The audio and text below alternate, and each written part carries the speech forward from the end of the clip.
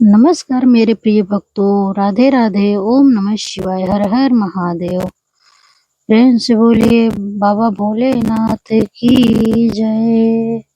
आइए आज सुनाते हैं सावन मास महात्म्य कथा का तीसरा अध्याय।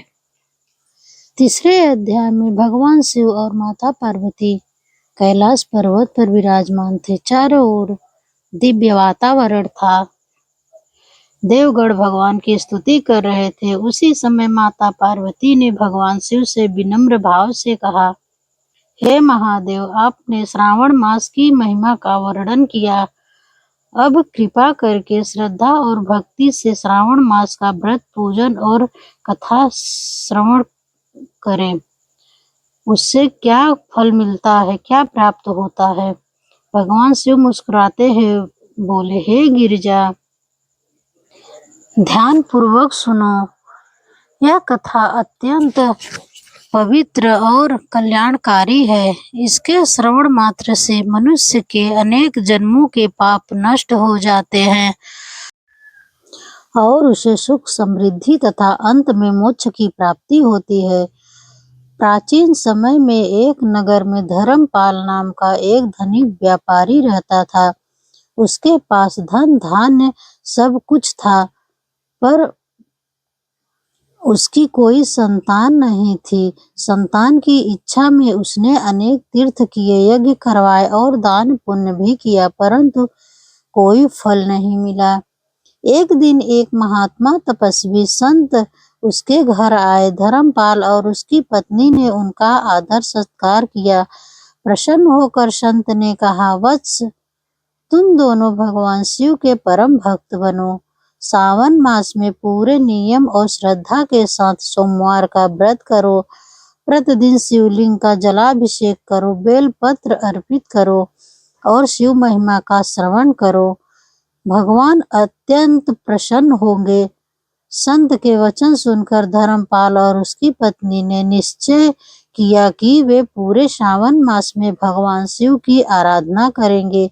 सावन मास प्रारंभ होते ही दोनों प्रातः काल स्नान करके शिव मंदिर जाते, गंगा जल, दूध और शुद्ध जल से अभिषेक करते, बेल पत्र, धतूरा, आंख और पुष्प अर्पित करते और वे ओम नमः शिवाय मंत्र का जाप करते थे।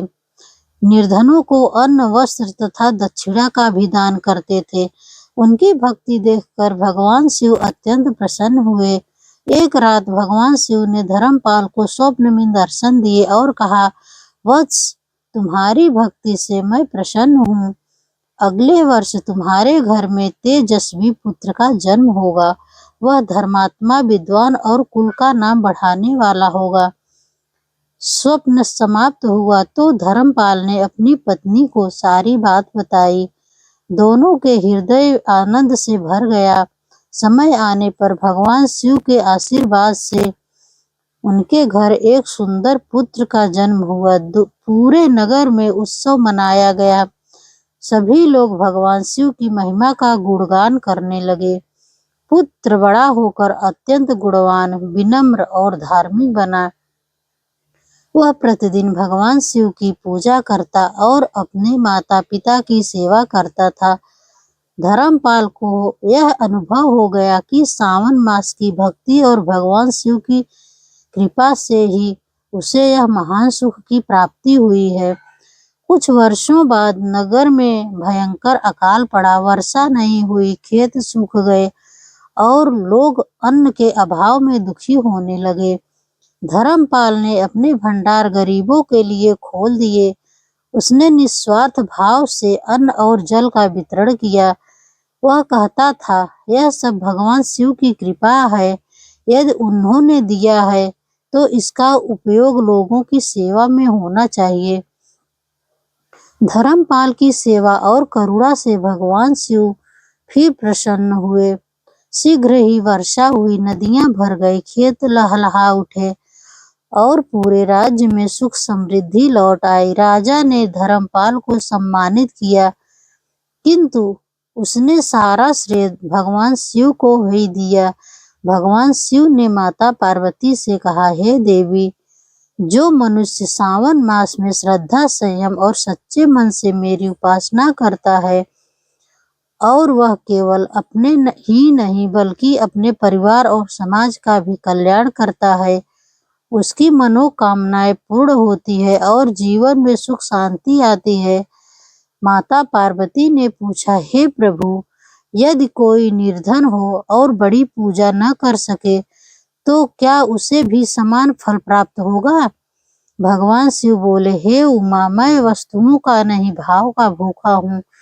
जो भक्त एक लोटा शुद्ध जल, एक बेलपत्र सच्चे मन से मेरा स्मरण करता है, मैं उस पर भी उतनी ही कृपा करता हूँ जितनी कि बड़े यज्ञ करने वालों पर।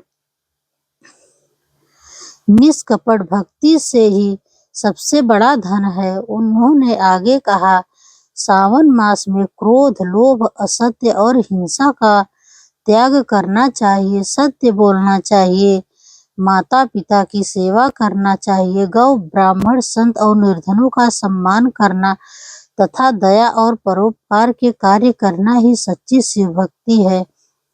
माता पार्वती ने भगवान शिव की इस दिव्य शिक्षा को सुनकर उन्हें प्रणाम किया और कहा, हे महादेव, आपकी यह कथा समस्त प्राणियों का कल्याण करने वाली है। जो श्रद्धा पूर्वक इसका श्रवण करेगा उसका जीवन धन्य हो जाएगा। भगवान शिव ने आशीर्वाद देते हुए कहा, जो श्रद्धा और विश्वास के साथ सावन मास महात्म्य की कथा सुनता या सुनाता है, सोमवार का व्रत करता है, शिवलिंग का अभिषेक करता है और ओम नमः शिवाय मंत्र का जप करता है, उसके सारे पाप नष्ट होते हैं, दुख दूर होते हैं, परिवार में सुख समृद्धि आती है तथा अंत में उसे मेरे दिव्य धाम की प्राप्ति होती है। आपको ये वीडियो कैसी लगी कमेंट में हर हर महादेव जरूर लिखना। चैनल पर नए हैं तो चैनल को सब्सक्राइब जरूर करना।